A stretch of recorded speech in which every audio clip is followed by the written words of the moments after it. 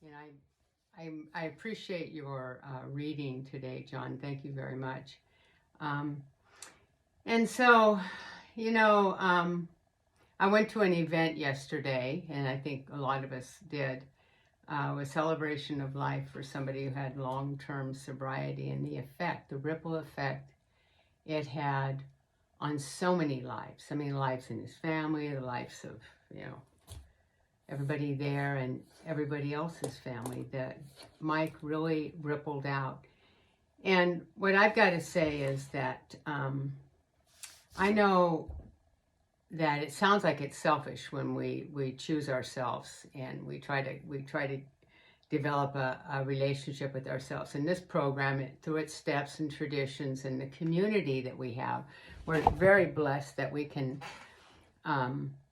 process our life through interaction with other people. Because this process, for me, when I started to self-medicate, it was early. I started medicating on food and fantasy early in life because of the environment I grew up in.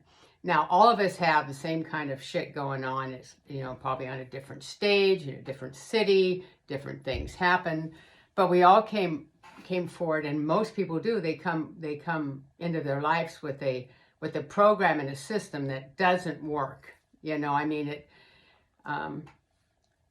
it looked like it was working because I had the house, same one I'm in now, the car, not the same one, but when I looked on the outside of me, just the way it looked was one thing, but the way it felt was what I was experiencing. And it wasn't so good. I mean, I tried to off myself a couple of times, and I didn't have a system to make my life make sense. In these years of developing myself, I just had to make a decision about a dog that's dangerous in my house.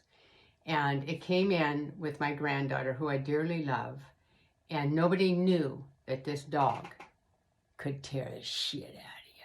I mean, we had somebody come and they rated him at a bite 5 and recommended he needed to be euthanized.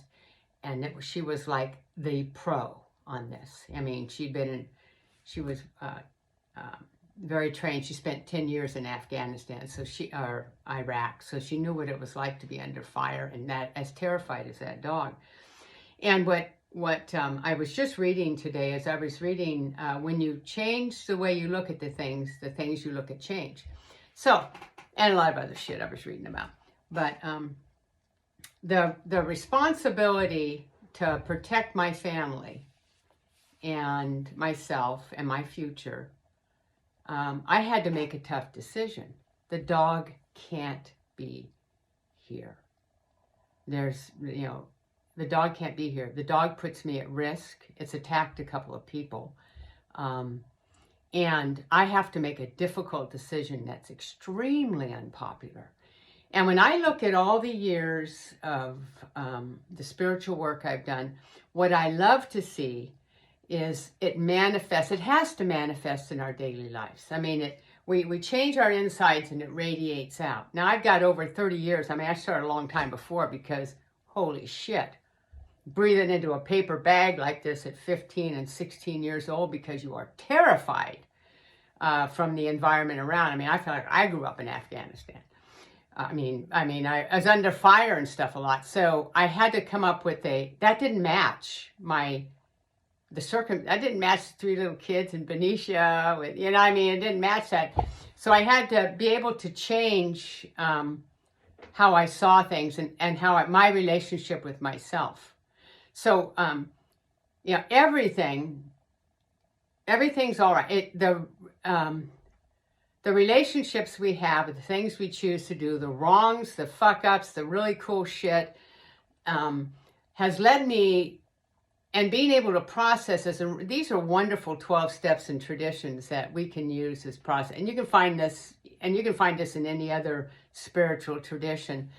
The ability to meet life on life's terms. I mean, And then wasn't it Jesus or some dude like that said, know thyself? And I'm like, whoa, actually, that's pretty damn smart. What do you know? That's what we're doing. I mean, really know ourselves. So, I had to make a decision like, I choose me. I choose me in this particular situation. And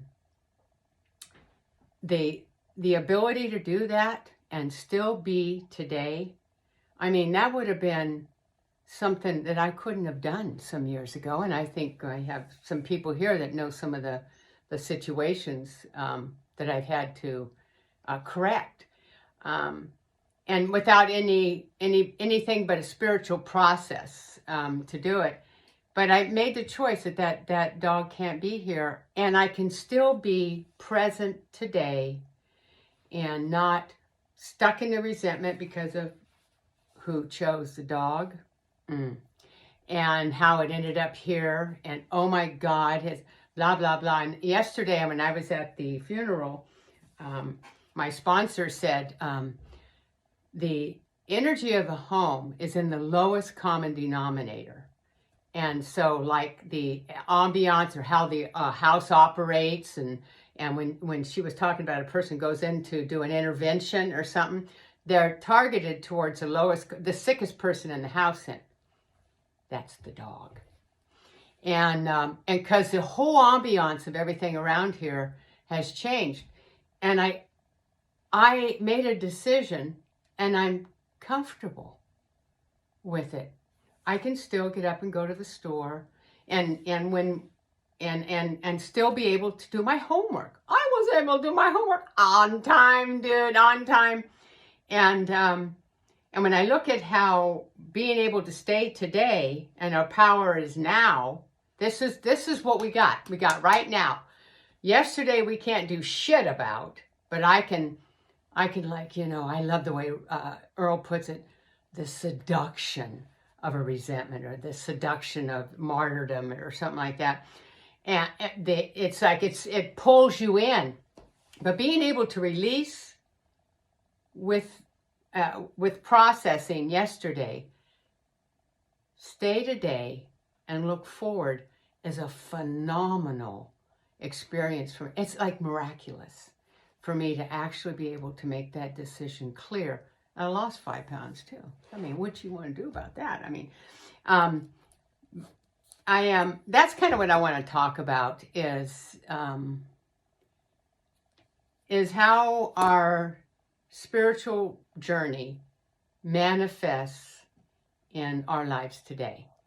And for me, the checkpoints are that little shit, like not picking up a cigarette or doing the fucking dishes when I don't want to do the dishes, or paying that bill when I would much rather do something else.